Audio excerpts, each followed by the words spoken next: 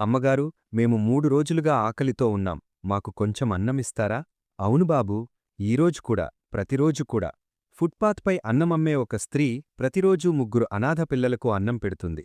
25 సంవత్సరాల తర్వాత అదే ఢాబా ముందు 3 లగ్జరీ కార్లు వచ్చి ఆగాయి. కార్ల నుండి దిగిన 3 ధనవంతులైన వ్యక్తులు ఆ పేద వృద్ధురాలి పాదాలు తాకారు మరియు ఆమె జీవితాన్ని మార్చేశారు. స్నేహితులారా, హృదయాన్ని తాకే ఈ కథ యొక్క పూర్తి నిజం తెలుసుకోవడానికి వీడియోను చివరి వరకు తప్పక చూడండి. శాంతిపురి యొక్క ఇరుకైన గల్లీల మధ్య ఉన్న ఆ చిన్న ఇల్లు, దాని ముందు ద్వారంపై చామేలీ తీగ ఎక్కి ఉండేది. అది రాధా, హరీష్ల ఆలయం. రాధాకు ఆ ఇల్లు కేవలం ఇటుకలు రాళ్లగోడలు కాదు, అది ఆమె కలల మందిరం. హరీష్ ఒక ప్రైవేట్ కంపెనీలో సాధారణ క్లర్క్గా పనిచేసేవాడు. స్వభావంలో చాలా సరళుడు, మృదువుగా మాట్లాడేవాడు. వారి వివాహానికి 5 ఏళ్లయ్యాయి. ఆ 5 ఏళ్లలో ప్రేమ చాలా ఉండేది, కాని ఇంటి ఆవరణలో ఆ కిలకిల శబ్దాలు మాత్రం లేవు. ప్రతి సుహాగినికి ఉండే ఆ కోరిక. రాధ తరచూ సాయంత్రం గవాక్షం దగ్గర కూర్చుని పొరుగుపిల్లలు ఆడుకుంటున్నట్లు చూసి నిశ్శబ్దంగా తన ఖాళీ ఒడిలో చేతులు పెట్టుకునేది. ఆమె కళ్లలో ఒక విచిత్రమైన ఏకాంతం తేలేది. దాన్నే ఆమె ప్రపంచం నుండి దాచేసేది.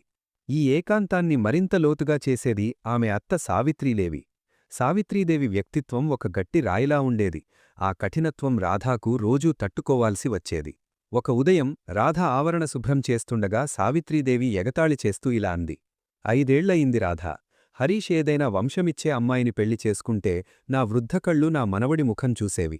నువ్వు పాషాణ విగ్రహంలా ఉన్నావు. నీవల్ల కేవలం ఆశలు బద్దలవుతున్నాయి. రాధ చేతిలోని ఊడ జారిపోయింది. ఆమె కళ్ళు తడిసిపోయాయి, కాని ఆమె తిరిగి ఏమీ మాట్లాడలేదు. నిశ్శబ్దంగా వంటగదిలోకి వెళ్లి తన ఏడుపును ఆంచల్లో దాచుకుంది. హరీష్ తన భార్య యొక్క ఈ మౌనబాధను అర్థం చేసుకునేవాడు. ఒక రాత్రి ఆమె చేతిని తన చేతిలోకి తీసుకుని చాలా మృదువుగా ఇలా అన్నాడు. రాధా, నిన్ను ఈ ఉక్కిరిబిక్కిరి వాతావరణం నుండి దూరంగా తీసుకువెళ్లాలని అనుకుంటున్నాను. మనల్ని మనాలీవాడీలలో కొన్ని రోజులు గడపడానికి వెళ్దాం. అక్కడి శాంతి నీ గాయాలపై మందు పనిచేస్తుంది. రాధ నిరాకరించడానికి ప్రయత్నించినా హరీష్ కళ్లలో దాగిన ప్రేమ చూసి తట్టుకోలేకపోయింది. మనాలీ యొక్క హిమగాలులు, పర్వతాల ఎత్తుల మధ్య ఆ 10 రోజులు జాదూలా గడిచాయి. అక్కడ ఒక పాత శివాలయం గట్టపై వారికొక సిద్ధ పర్వతబాబా దర్శనమిచ్చాడు. బాబా యొక్క తెల్లగడ్డం, శాంతమైన కళ్ళు రాధ అంతరంగాన్ని చదివేశాయి. రాధబాధ తెలిసిన బాబా ఆమెకు కొన్ని పర్వత జడీబుట్టీలిచ్చి ఆమె తలపై చెయ్యివేసి ఆశీర్వదిస్తూ మెల్లగా ఇలా అన్నాడు. ధైర్యంగా ఉండు భేటీ. ప్రకృతి ఎప్పుడూ ఎవరి చేతినీ ఖాళీగా వదలదు. ఇక నీ ఒడి ఖాళీగా ఉండదు. ఇది మహాదేవుని సంకేతం. ఆ మాటలు రాధ ముడతలు పడిన మనసులో కొత్త ఆశకాండను మొలపించాయి. మనాలీ నుండి తిరిగి వచ్చిన తర్వాత రాధ రోజులు మారడం మొదలయ్యాయి. ఆమెకు తరచూ అలసట అనిపించేది. ఉదయం సమయంలో వాంతి రావడం మొదలైంది. ఒక మధ్యాహ్నం ఆమె ఇంటి సాలెపురుగులు తొలగిస్తుండగా ఆకస్మికంగా తీవ్రమైన తలతిరగడం వచ్చి ఆమె నేలపై స్పృహ కోల్పోయి పడిపోయింది. కళ్ళు తెరిచేసరికి తనను తన హరీష్ ఒడిలో చూసింది. హరీష్ ముఖంపై గాఢ ఆందోళన కనిపించింది. ఆమెకు నీళ్ళిస్తూ భయంగా ఇలా అన్నాడు. రాధా, నువ్వు బాగున్నావా? నిన్ను ఇప్పుడే డాక్టర్ దగ్గరకు తీసుకువెళ్తాను. అప్పుడే హరీష్ ఫోన్ మోగింది. ఆఫీస్ నుండి కాల్. కంపెనీలో పెద్ద ప్రాజెక్టులో తీవ్రమైన టెక్నికల్ లోపం వచ్చిందని వెంటనే రావాలని చెప్పారు. హరీష్ బాధతో రాధ నుదిటిపై ముద్దు వేస్తూ ఇలా అన్నాడు. రాధా, నాకు ఆఫీస్కు వెళ్లాల్సిందే. నువ్వు టాక్సీ పట్టుకుని పక్కనే ఉన్న క్లినిక్కు వెళ్ళు. నేను అక్కడికి చేరుకునే ప్రయత్నం చేస్తాను. నీ జాగ్రత్త తీసుకోనా ప్రాణమా. రాధ ఒంటరిగా క్లినిక్కు చేరుకుంది. డాక్టర్ కొన్ని పరీక్షలు చేసి ముసిముసి నవ్వుతూ ఫైల్ ఆమె వైపు చాచారు. అభినందనలు రాధాజీ, మీరు తల్లి అవుతున్నారు. డాక్టరు మాటలు వినగానే రాధకు మొత్తం విశ్వం ఆగిపోయినట్లనిపించింది. ఆమె కళ్లనుండి ఆనందభాష్పాలు పారాయి. కంపిస్తున్న చేతులతో వెంటనే హరీష్కు ఫోన్ చేసింది. హరీష్ అప్పుడు తన కారులో హైవేపై వేగంగా వెళుతున్నాడు. ఫోన్ ఎత్తగానే రాధ ఆనందంగా ఏడుస్తూ ఇలా అంది. హరీష్, వినండి, మనం తల్లిదండ్రులమవుతున్నాం. బాబా ఆశీర్వాదం నిజమైంది. మన ఇంటికి చిన్న అతిథి రాబోతున్నాడు.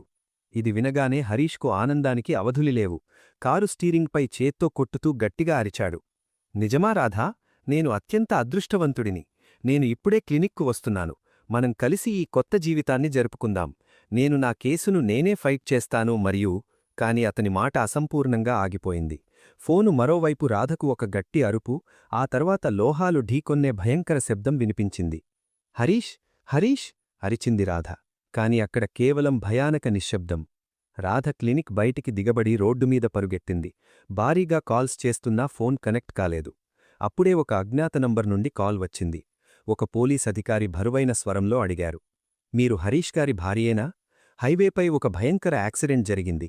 మీ భర్త కారు ఒక అనియంత్రిత ట్రక్కుతో ఢీకొనింది. హరీష్ గారు ఇక ఈ లోకంలో లేరు. రాధ చేతిలోని ఫోను, ప్రెగ్నెన్సీ రిపోర్టు రెండూ రోడ్డు మీద పడ్డాయి. వర్షపు చినుకులు ఆ రిపోర్టును తడిశాయి. కొన్ని క్షణాల క్రితం తన గర్భంలో కొత్త జీవితం అనుభూతి చెందిన ఆమెకు అదే క్షణంలో తన ప్రపంచం మొత్తం నాశనమైపోయిందని తెలియలేదు. ఆమె అక్కడే నేలపై కూర్చుంది. ఏమీ ఏడవలేకపోయింది. ఏమీ మాట్లాడలేకపోయింది. కేవలం అంతులేని చీకటి ముందుంది. హరీష్ మరణం రాధాకు కేవలం ఒక వార్త మాత్రమే కాదు, ఆమె మొత్తం ఉనికిని ముగించిన సంఘటన. ఆసుపత్రి గల్లీలో కొద్ది గంటల క్రితం ఆమె తల్లితనం ఆనందంలో తేలిపోయింది. ఇప్పుడది శ్మశానంలా భయంకరంగా, నిశ్శబ్దంగా కనిపించింది. గాలిలో వ్యాపించిన ఫినాల్ వాసన, గోడల తెలుపు ఆమె కళ్లలో కుట్టుకుంటున్నాయి. ఆమె ఒక బెడ్పై నిర్జీవంగా పడుకుని ఉంది. ఆమె చూపు పైకప్పులోని నెమ్మదిగా తిరిగే పంఖామీద ఉంది. కాని ఏమీ స్పష్టంగా కనిపించడం లేదు. ఆమె చెవులలో ఇప్పటికీ హరీష్ ఆ ఆఖరి ఆనందభరితమైన అరుపు మోగుతోంది. అప్పుడే గది బరువైన తలుపు నెమ్మదిగా తెరుచుకుంది. డాక్టర్ లోపలికి వచ్చారు. వారి ముఖంపై ఉన్న గాంభీర్యం ఏమీ మాట్లాడకుండానే చాలా విషయాలు చెప్పేసింది. డాక్టర్ రాధా దగ్గరకు వచ్చి చాలా నెమ్మదిగా, సానుభూతితో ఇలా అన్నారు. రాధాజీ, మిమ్మల్ని మీరు సముదాయించుకోండి. అత్యధిక మానసిక దెబ్బ, భారీ రక్తస్రావం కారణంగా మీ గర్భాన్ని కాపాడలేకపోయాం. మీకు గర్భస్రావమైంది. ఈ మాట వినగానే రాధా లోపల ఏదో పగిలి చెదిరిపోయినట్లు అయింది. ఆమె ఏడవలేదు, అరవలేదు. కేవలం కళ్లనుండి కన్నీళ్ల సముద్రం పారింది. ఒకే రోజులో విధి ఆమె నుండి ఆమె ప్రతీదీ లాగేసింది. ఆమె సహచరుడు, ఆమె రక్షణ కవచం, ఆమె గర్భంలో ఇంకా ఆకారం తీసుకుంటున్న ఆ చిన్న కల. ఇంకా ఆ అసహ్యకరమైన బాధను అనుభవిస్తుండగానే గది తలుపు ఒక్కసారిగా తెరుచుకుంది. సావిత్రీదేవి, తెల్లని దుస్తులు ఆమె విధంతువు అని సాక్ష్యమిచ్చాయి. లోపలికి వచ్చారు. వారి కళ్లలో కుమారుడు పోయిన దుఃఖం ఉంది. కాని దానికంటే ఎక్కువగా రాధాపట్ల ద్వేషం, విషం నిండి ఉంది. వారు రాధా బెడ్ దగ్గరకు వచ్చి వేలు ఆమె వైపు చూపిస్తూ గర్జించారు. చూశావా నీ మంగళరాహిత్యాన్ని? నా యువకుడైన కొడుకుని తినేశావు కదా? నేను అప్పుడే చెప్పాను, ఈ అమ్మాయి మా ఇంటికి కాలం. నువ్వు కేవలం అపశకునం. ఈ ఇంటి సుఖాలన్నీ నువ్వు మింగేశావు. రాధ కంపిస్తున్న చేతులతో అత్తపాదాలు పట్టుకోడానికి ప్రయత్నించి గొంతు బిగబట్టి ఇలా అంది. అమ్మగారు, అలా అనకండి. నా అంతా నష్టపోయింది. నా బిడ్డను కూడా కోల్పోయాను. హరీష్ ఆఖరి గుర్తుకూడా పోయింది. కాని సావిత్రీదేవి రాతిలాంటి హృదయం కొద్దిగా కూడా కరగలేదు. వారు ద్వేషంతో పాదం వెనక్కిలాగి అరిచారు. ఏ బిడ్డ, అది నా వంశానికి చిరాగు. నీ కాళ్ల నీడవల్ల అది పుట్టకముందే ఆరిపోయింది. నువ్వు అంత అభాగ్యురాలివి. నీవల్ల నా కొడుకు చచ్చాడు. నీ పాపాలవల్ల ఆ చిన్న జీవి కూడా చచ్చింది. ఇక్కడ సానుభూతి నాటకం చెయ్యొద్దు.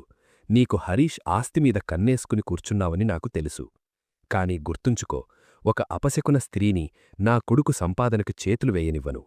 ఈ ఇంటి తలుపులు నీకు శాశ్వతంగా మూసివేయబడ్డాయి. రాధ స్తబ్దుగా ఉండిపోయింది. ఆమెకు నమ్మకం కలగలేదు. తాను అమ్మా అని పిలిచిన వ్యక్తి ఈ స్థితిలో ఆమెను రోడ్డున పడేయడానికి సిద్ధమైందని. సావిత్రీదేవి ఆమెను తోసేస్తూ ఇలా అన్నారు. ఇక్కడ నుండి బయటకు వెళ్ళు. ఈ మంగళరాహిత్య ముఖంతో ఎక్కడైనా చచ్చిపో. నా ముందు మళ్లీ కనిపించొద్దు. 3 రోజుల తర్వాత ఆసుపత్రి నుండి డిశ్చార్జ్ అయినప్పుడు రాధాకు తలదాచుకోవడానికి గుడిసెకూడా లేదు. ఆమె తల్లిదండ్రులు సంవత్సరాల క్రితం పోయారు. ససురాలు ఆమెను కులక్షణి అని తిట్టి తరిమేశారు. ఆమె ఆసుపత్రి గేటు దగ్గర ఒక చిన్న బ్యాగుతో నిలబడి ఉంది. మండుటెండ ఆమె ముఖాన్ని కాలుస్తోంది. కాని ఆమె లోపల హిమాలయ శాంతి నెలకొంది. రోడ్డుమీద వాహనాలు గర్జిస్తున్నాయి. కాని రాధాకు సమయం ఆగిపోయినట్లుంది. ఆమె చిరిగిన జేబులో చెయ్యి పెట్టితే కొన్ని మడతలు పడిన నోట్లు దొరికాయి. హరీష్ ఎమర్జెన్సీ కోసం ఇచ్చినవి. ఆమె ఆ నోట్లను ఛాతీకి అదుముకుని రోడ్డు ప్రక్కన కూర్చొని గట్టిగా ఏడవడం మొదలుపెట్టింది. ఇప్పుడు నేను ఎక్కడికి వెళతాను హరీష్?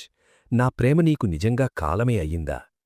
ఆమె సుస్సిగడుతూ శూన్యంలో అడిగింది.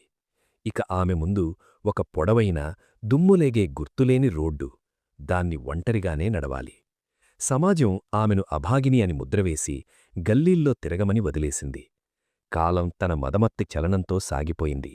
రాధ గాయాలపై జ్ఞాపకాల ధూళి పడసాగింది. ససురాలు ఇంటినుండి తరిమి కొట్టబడిన తరువాత రాధ నగరంలోని రైల్వే స్టేషన్ దగ్గర ఒక ఇరుకైన దుర్వాసన బస్తీలో ఆశ్రయం పొందింది. ఆమెకు 4 గోడలు, పైన టపటపాకారే టిన్ షెడ్ మాత్రమే ఉన్నాయి. మొదటి రాత్రులు ఆమె నేలపై పరిచిన చిరిగిన కంబళ్లపై హరీష్ చిరిగిన చొక్కాను ఛాతీకి అదుముకుని ఏడుస్తూ గడిపింది. కాని త్వరలోనే ఆమెకు తెలిసింది, కన్నీళ్లు ఆకలిని తీర్చవు. హరీష్ తరచూ ఆమె చేతివంటు రుచిచూస్తూ ఇలా అంటుండేవాడు, రాధా, నీ చేతుల్లో అన్నపూర్ణాదేవి నివాసం ఉంది.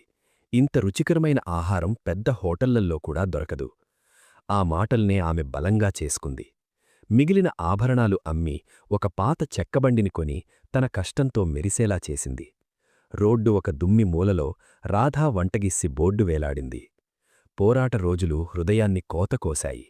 ఉదయం మసకలో ఇంకా ప్రపంచం నిద్రపోయి ఉంటుందగా రాధ పొయ్యి మండించి మసాలాల సుగంధంలో తన దుఃఖాన్ని కరిగించేది. మండుటెండలో గంటలసేపు నిలబడి కూలీలకు, దారిలో వెళ్లేవారికి చవకైన శుద్ధమైన ఆహారం పెట్టేది. కొన్నిసార్లు నగరపాలన సంస్థ బండిని తొలగించడానికి వచ్చేవారు. కొన్నిసార్లు స్థానిక గూండాలు ఉచిత భోజనం కోసం బెదిరింపులు వేసేవారు. కాని రాధ అడగదు. ఆమె ఇలా అంటుండేది, నేను నా కేసును నేనే ఫైట్ చేస్తాను. ఎవరి దయకు అవసరం లేదు. ఒక విషాద సాయంత్రం సూర్యుడస్తమించి ఆకాశంలో నలుపు కలిసిపోతుండగా రాధ తన దుకాణం మూసేస్తోంది. అప్పుడామె దృష్టి రోడ్డు అవతల పాత బరగ చెట్టు కింద పడింది. అక్కడ 3 చిన్నపిల్లలు ఒకరినొకరు అతుక్కుని కూర్చున్నారు. వారి ముఖాలు, ఎత్తు, కూర్చునే భంగిమ అన్నీ ఒకేలా ఉన్నాయి. వారొకేలా కనిపించారు. వారి చిరిగిన బట్టలు, ధూళితో నిండిన ముఖాలు వారి దారిద్ర్యాన్ని చెప్పాయి. వారి కళ్ళు రాధ ఖాళీపాత్రను అలా చూస్తున్నాయి. అందులో వారి మొత్తం ప్రపంచం కనిపిస్తున్నట్లు. రాధ చేయి ఊపి వారిని పిలిచింది. వారు భయంతో భిరుకుతో నడుస్తూ దగ్గరకు వచ్చారు. రాధ వారి కళ్లల్లో చూసింది ఆకలి ఒక విచిత్రమైన తపన. మృదువుగా అడిగింది, బాబూ, మీరిక్కడ ఒంటరిగా ఏం చేస్తున్నారు? మీ ఇంట్లో వాళ్ళెక్కడా? వారిలో ఒకడు చిరిగిన చేతిని ముక్కు తుడుచుకుంటూ ఇలా అన్నాడు, మా అమ్మ చచ్చిపోయింది. నాన్న మమ్మల్ని వదిలేసి ఎక్కడికో వెళ్ళిపోయాడు. మేము 3 రోజులుగా చెత్తలో అన్నం వెతుకుతున్నాం. ఇది వినగానే రాధ గుండె చీలిపోయినట్లయింది. తన గర్భశూన్యత గుర్తొచ్చింది. ఆ శూన్యత రాత్రులు నిద్రపోనివ్వలేదు. ఆమె వెంటనే పొయ్యి మళ్లీ మండించి వారికి వేడివేడి రొట్టెలు, పప్పు పెట్టింది. పిల్లలు ఆకలి బాగా ఉన్న తోడేళ్లలా అన్నంపై పడ్డారు. వారు తినడం చూస్తూ రాధ కళ్లనుండి మాతృత్వం జలపాతాల్లా పారాయి. వారి కడుపు నిండిన తర్వాత చిన్నవాడు రాధ సారీపల్లు పట్టుకుని మాసూమితో అడిగాడు, అమ్మా, రేపు కూడా మాకన్నమిస్తావా? రాధ మోకాళ్లపై కూర్చుని ముగ్గురినీ ఒడిలోకి తీసుకొని గొంతు బిగబట్టి ఇలా అంది, అవును బాబూ, మీరు రోజూ ఇక్కడికి రండి. ఈ అమ్మ చేయి ఉన్నంతకాలం మీ ముగ్గురూ ఎప్పుడూ ఆకలితో పడుకోరు. ఆ క్షణంలో రాధకు అనిపించింది, హరీష్ అసంపూర్ణ కళ, ఆమె కోల్పోయిన బిడ్డ ఈ ముగ్గురు మాసూముల రూపంలో తిరిగివచ్చాయి. ఆమె వారికి పేర్లు పెట్టింది, సూర్యుడు, ఆకాష్, పవన్. ఇక రాధ జీవితంలో సూర్యోదయమైంది. ఆమె ఇక బసవరహిత వితంతువు కాదు, ముగ్గురు అనాథలకు అమ్మయింది. ఆ రోడ్డు మూల ఇక కేవలం దుకాణం కాదు, ప్రేమ ఆశలకు ఆశ్రయమైంది. అక్కడ మాతృకాలం తన వేగంతో సాగిపోయింది. చూస్తుండంగానే 15 సంవత్సరాలు గడిచిపోయాయి. రాధ వయస్సిప్పుడు దిగజారుతోంది. ఆమె ముఖంపై కాలం గీతనో ముడతలు స్పష్టంగా కనిపిస్తున్నాయి. ఒకప్పుడు మృదువుగా ఉండే ఆమె చేతులు మసాలాల వేడి, చూల జ్వాలలతో కఠినంగా నల్లగా మారిపోయాయి. కాని రాధ రసో ఇప్పుడు ఆ ప్రాంతానికి గుర్తింపయింది. వేలాది పేదలకు ఆశాకిరణమైంది. సూర్యుడు, ఆకాష్, పవన్ ఇక చిన్నపిల్లలు కాదు, వారు యువకులు, సమర్థులు అయ్యారు. రాధ తన ఆకలి, నిద్ర త్యాగం చేసి వారిని నగరంలోని అతిపెద్ద కాలేజీల వరకు చేర్చింది. ఒక సాయంత్రం ఆకాశం నుండి తేలికపాటి వర్షం కురుస్తుండగా సూర్యుడు పరుగెత్తుకుని వచ్చి రాధ పాదాలు తాకాడు. అతని కళ్లల్లో విజయం యొక్క విశేషమైన కాంతి ఉంది. అమ్మా, నాకు సెలక్షన్ అయింది. నగరంలోని అతిపెద్ద ఇంజనీరింగ్ కాలేజీలో స్కాలర్షిప్ వచ్చింది, అతడు ఉత్సాహంగా అన్నాడు. రాధ కళ్లల్లో ఆనందబాష్పాలు తిరిగాయి. ఆమె సూర్యుడి నుదుటిని ముద్దాడి ఇలా అంది, నాకు తెలుసు బాబూ, నీ కష్టం నా ప్రార్థనలు ఎప్పుడూ వృధా కావు. నీ తండ్రి హరీష్గారు ఉంటే గర్వంతో ఛాతీ బిగించుకునేవారు. ఆకాష్కు లా చదువులో, పవన్కు వ్యాపారంలో మంచి విజయాలొస్తున్నాయి. కాని ఈ చిన్న సుఖగృహంపై మళ్లీ పాత ద్వేషం యొక్క నల్ల మేఘాలు కమ్ముకున్నాయి. ఆ పాత ధనవంతుడు, బిల్డర్ హరీష్ మరణం తర్వాత రాధను ఇంటి నుండి బయటకు తెన్నినవాడు, ఇప్పుడు నగరంలో అత్యంత శక్తివంతుడు, క్రూరుడు అయ్యాడు. అతనికి భయం, ఈ ముగ్గురూ బాగా ఎదిగి రాధకు జరిగిన అన్యాయానికి ప్రతీకారం తీర్చుకుంటే ఏమిటని. అతడు రాధ ధైర్యాన్ని బద్దలు కొట్టడానికి ఒక భయంకర సూత్రం రచించాడు. ఒక మధ్యాహ్నం రాధ తన చులపై రొట్టెలు వేస్తుండగా బిల్డర్ కొంతమంది గూండాలను, భ్రష్టు పోలీసులను పంపాడు. ఎలాంటి హెచ్చరికా లేకుండా వారు రాధ బండిని తలకిందులు చేశారు. ఏ బుడ్డమ్మా, ఈ భూమి ఇప్పుడు మాల్ కట్టడానికి కొనుగోలయ్యింది. నీ బొరియా బిస్తరా సంచి పెట్టుకొని ఇక్కడి నుండి తొలగు. ఒక పొడవాటి వ్యక్తి గట్టిగా అరిచి ఆమె సామాన్లు, గిన్నెలు రోడ్డుమీద చెదరగొట్టాడు. రాధ చేతులు జోడించి వేడుకుంది. సాబ్, ఇదీ నా రోజువారీ జీవనోపాధి. ఈ పిల్లల భవిష్యత్తు ఈ చూలతోనే ముడిపడి ఉంది. కాని వారు వినలేదు.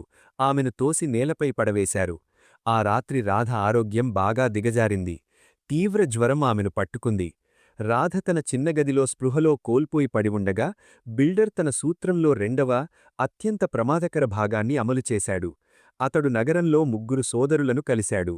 వారికి కొన్ని నకిలీ పత్రాలు, పాత ఫోటోలు చూపించి వారి మనసులో విషం పోస్తూ ఇలా అన్నాడు: మీరు దేవదూత అనుకునే ఆమె నిజంగా మీ తల్లిదండ్రుల మరణానికి కారణం. ఆమె భర్త హరీష్ కలిసి మీ అసలు తల్లిదండ్రులను చంపారు. మిమ్మల్ని పెంచినది కేవలం తన పాపాల భారాన్ని తగ్గించుకోడానికి, మీ ఆదాయం తినడానికి, మీపై హక్కు చాటడానికి. సూర్యుడు, ఆకాష్, పవన్ ఇంకా ప్రపంచ మోసాలకు అతీతంగా ఉన్నవారు ఆ అబద్ధ సత్యాన్ని నిజమను నమ్మారు. వారి హృదయాల్లో సంవత్సరాలుగా పెరిగిన ప్రేమ ఒక్క క్షణంలో ద్వేషంగా మారిపోయింది. ఆ రాత్రే వారు కోపంతో రాధ గదికి చేరుకున్నారు. రాధ తన ముగ్గురు కొడుకులు వచ్చినట్లు చూసి జ్వరంలో ఉన్న ముసిముసి నవ్వి వారిని దగ్గరకు పిలిచింది. నా బిడ్డలారా, మీరు వచ్చేశారా? చూడండి, అమ్మ మీకోసం ఖీర్ చేసింది. అప్పుడే సూర్యుడు కోపంతో ఖీర్ గిన్నెను కాలుతో తన్నేశాడు. చాలు, మాకంతా తెలిసిపోయింది. మీరెంత పెద్ద మోసగాళ్ళో. మీ పాపాలు దాచుకోవడానికే మమ్మల్ని ఉపయోగించారు. అతడు కఠువుగా అన్నాడు. రాధ స్తబ్దుగా ఉండిపోయింది. తన కళ్లపై నమ్మకం కలగలేదు. తాను రక్తం, చెమటతో పెంచిన పిల్లలు ఇలా మాట్లాడుతున్నారని. ఆకాష్ అరిచాడు. ఈ రోజు నుండి మీ మధ్య సంబంధం అయిపోయింది. మీ మంగళరాహిత్య ముఖం మళ్లీ మాకు చూపించద్దు. రాధ ఏడుస్తూ వారి చేతులు పట్టుకోవడానికి ప్రయత్నించింది. బాబూ, ఒక్కసారి నా మాట వినండి. నేను మిమ్మల్ని నా గర్భం నుండి పుట్టించలేదుగాని నా జీవితం కంటే ఎక్కువగా ప్రేమించాను. కాని వారి తలపై ద్వేషం రక్తమెక్కింది. వారు తమ చిన్న సంచులు తీసుకొని ఆ బాధలో ఉన్న బసవరహిత స్త్రీని ఒంటరిగా వదిలి చీకటి రాత్రిలో వెళ్ళిపోయారు. పవన్ వెళుతూ తిరిగి చూసి ఇలా అన్నాడు: ఒకరోజు నేను అంత పెద్దవాడినవుతాను. మీ అసలు రూపానికి సమాధానం ఇవ్వగలను. తర్వాతి 10 సంవత్సరాలు రాధకు జీవించిన మరణంలాంటివి. ఆమె మళ్లీ ఒంటరిగా మిగిలింది. ఆమె శరీరం మరింత వృద్ధాప్యంలోకి జీర్ణంగా మారింది. ఆమె ఒక్కో రూపాయికి ఆశ్రితురాలయింది. బస్తీ ప్రజలు ఆమెను పిచ్చిబుడ్డమ్మ అని పిలవడం మొదలుపెట్టారు. ఆమె రోజూ అదే మూలలో టకటకా చూస్తూ కూర్చుండేది. ఎక్కడి నుండి తన కొడుకులు తన్ని వదిలేశారో. ఆమె హరీష్ ఆ పాత గడియారాన్ని ఇప్పటికీ తన మణికట్టుపై ధరించి ఉంది. ఆ గడియారం ఇప్పుడు ఆగిపోయింది. రాధ ఆశల్లా. కాలచక్రం తిరుగుతూనే ఉంది. రాధ జీవిత సాయంత్రం మరింత మసకబారింది. ఇప్పుడామెకు 60 ఏళ్ళు. కళ్ల దృష్టి తగ్గిపోయింది. నడవడం కష్టమైంది. ఒకప్పుడు పాకం చేసిన ఆ చుల్లె దగ్గర ఇప్పుడొక చిన్న మట్టిబాండి మాత్రమే ఉంది. దానిలో ఆమె 2 పూటలా సుక్కటి లొట్టెలు వేసుకుంటుంది. గల్లీలోని వారు ఆమెను బాధలో ఉన్న బుడ్డమ్మ అని పిలుస్తారు. రాత్రి నిశ్శబ్దంలో ఆమె తరచూ బడబడ మాట్లాడుతుంది. సూర్య, ఆకాశ, ఇప్పటికీ ఖీర్ ఇష్టమేనా? ఆమె దగ్గర ఇక ఏమీ మిగలలేదు. కేవలం ఆ జ్ఞాపకాలు మాత్రమే ఇప్పుడు విషంలా ఆమెను లోపలి నుండి కోస్తున్నాయి. మరోవైపు నగరంలో ఆ శక్తివంతుడైన బిల్డర్ ఇప్పుడు తన ఆఖరి శ్వాసలు లెక్కిస్తున్నాడు. మరణభయం అతని లోపలి ఉన్న మనస్సాధ్విని మేల్కొల్పింది. కంపిస్తున్న చేతులతో అతడు సూర్యుడు, ఆకాశ్, పవన్లను తన దగ్గరకు పిలిచాడు. నేను మీతో చాలా పెద్ద అబద్ధం చెప్పాను. రాధ మీ తల్లిదండ్రులను చంపలేదు. ఆమె తన మాతృత్వాన్ని బలిదానం చేసి మిమ్మల్ని చదివించింది. ఆ భూమి, ఆ ఇల్లు అన్నీ నేను మోసంతో లాగేశాను. అతడు దగ్గుదగ్గుతూ అన్నాడు. తన అల్మారా చావి వారికి ఇచ్చాడు. అందులో అసలు పత్రాలన్నీ ఉన్నాయి. ఈ మాటలు వినగానే ముగ్గురి పాదాల కింద నేల కదిలిపోయింది. తాము అపశకునం, హత్యకారిణి అని తిట్టి వదిలేసిన ఆ స్త్రీ వారి అసలు రక్షకురాలు. సూర్యుడి కళ్లల్లో రక్తమెక్కింది.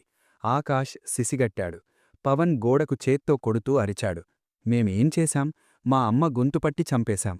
వారి దగ్గర ఇప్పుడు ధనముంది, పేరు ఉంది. కాని ఆత్మలో ఒక గాయమైంది. దానికి ఏ మందు కూడా పనిచేయదు. మరునాడు ఆ పాత దుమ్ము బస్తీలో ఒక అసాధారణ దృశ్యం కనిపించింది. 3 మెరిసే నల్ల రోల్స్ రాయిస్ కార్లు బురద రోడ్ల గుండా వచ్చి రాధా ఆ చిన్న పగిలిన గుడిసె ముందు ఆగాయి. కార్ల తలుపులు తెరుచుకొని 3 ప్రభావివంతులైన పురుషులు బయటకు వచ్చారు. కాని వారి ముఖాలపై గర్వం లేదు.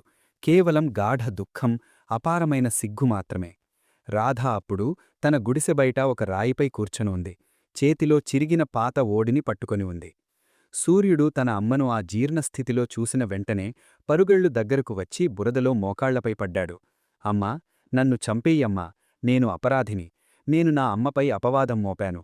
నేను బ్రతకడానికి అర్హుడని కాదు. అతడు రాధ పాదాలను పట్టుకొని గట్టిగా ఏడుస్తూ అన్నాడు. ఆకాష్, పవన్ కూడా అతని పక్కనే బురదలో కూర్చొని ఫుట్ఫుట్టుగా ఏడవడం మొదలుపెట్టారు. రాధ కంపిస్తున్న వేళ్లతో సూర్యుడి ముఖాన్ని తడిపింది. ఆమె కళ్లల్లో కన్నీళ్లు లేవుగాని స్వరంలో దుఃఖ సముద్రముంది. నేను మిమ్మల్ని ఎప్పుడో క్షమించాను బిడ్డలారా, కాని నా హృదయం ఆ రోజు పగిలిపోయింది. మీరు నా మాతృత్వాన్నే తిరస్కరించిన రోజు. నాకు మీ కార్లు కావలసినవి కాదు, నాకు మీ విశ్వాసం మాత్రమే కావాలి. పవన్ తన తలను రాధ ఒడిలో పెట్టి ఇలా అన్నాడు. అమ్మా, మమ్మల్ని తిరిగి తీసుకెళ్లడానికి వచ్చాం. ఇక ఈ నరకంలో ఒక్క క్షణం కూడా ఉండకూడదు. నేను నా కేసును నేనే ఫైట్ చేసి ఆ బిల్డర్ కుటుంబం నుండి పైసా లెక్క తీసుకుంటాను. రాధ వారందరినీ లేపి వారి నుదుట్లు ముద్దుపెట్టింది. అమ్మ ఎప్పుడూ తన పిల్లలను ద్వేషించదు, వారు ఎంత పెద్ద అపరాధుగైనా, ఆమె అన్నది. వారు ముగ్గురూ ఆమెకు సహాయం చేసి ఆ ఆలిషాన్ కార్ల వైపు తీసుకెళ్లారు. మొత్తం బస్తీ తమాషా చూస్తూ నిలిచుంది. ఒక తిరస్కరించబడిన బుడ్డమ్మ ఇప్పుడు రాణిలాగా వెడుతోందని. నగరానికి చేరుకున్న తర్వాత ముగ్గురు కొడుకులు తమ అతిపెద్ద బంగ్లాకు రాధా నివాస్ అని పేరు పెట్టారు. కాని రాధా శాంతంగా కూర్చోవడం ఇష్టపడలేదు. ఆమె తన కొడుకులతో ఇలా అంది. నిజంగా ప్రాయశ్చిత్తం చెయ్యాలనుకుంటే నా పేరున రాధా మెమోరియల్ ఆశ్రమం కట్టండి. అక్కడ ఏ అనాథ బిడ్డను తన అమ్మ నుండి దూరం చెయ్యకూడదు, ఎవరూ ఆకలితో పడుకోకూడదు. ఇప్పుడు రాధ ఆ ఆశ్రమం వంటకాన్ని చూసుకుంటోంది. కాని ఇప్పుడామె దగ్గర వేలాది పిల్లలు ఉన్నారు. ఆమె ముగ్గురు కొడుకులు ప్రతి సాయంత్రం ఆమె చేతి సాదా రొట్టె తినడానికి వస్తారు. హరీష్ ఆ పాత ఫోటో ఇప్పుడు ఆశ్రమం ముఖ్యద్వారంపై ఉంది. అతడు ముసిముసి నవ్వుతూ ఇలా అంటున్నట్లు. ప్రేమ, సత్యం ఎప్పుడూ ఓడిపోవు. మిత్రులారా, ఈ కథ మీకు ఎలా అనిపించింది? మీ అభిప్రాయాన్ని కమెంట్లో తప్పక చెప్పండి. కథ బాగుంటే వీడియోకు లైక్ చేయండి, మీ స్నేహితులతో షేర్ చేయడం మర్చిపోకండి. అవును, ఈ వీడియో మీరు ఎక్కడి నుండి చూస్తున్నారు? మీ ప్రియమైన గ్రామం లేదా నగరం పేరును కమెంట్లో తప్పక రాయండి. ఇలాంటి హృదయాన్ని తాకే కథలు మరిన్ని వినడానికి మా ఛానల్ వాస్తవిక కథలును సబ్స్క్రైబ్ చేయడం మర్చిపోకండి. మళ్ళీ కొత్త కథతో కలుద్దాం. అంతవరకు జై హింద్. ఆ సుగంధం ఆహార రుచి కంటే లోతుగా వ్యాపించింది.